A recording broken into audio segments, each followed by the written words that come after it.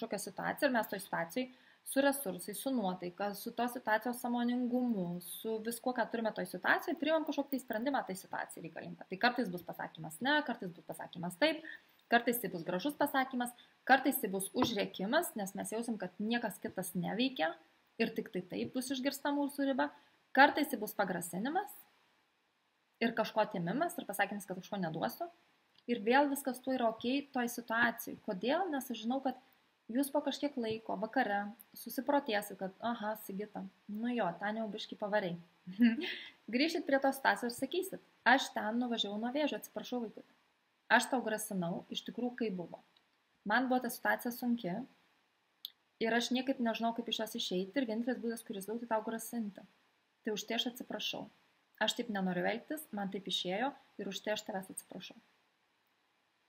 Tau užtenka.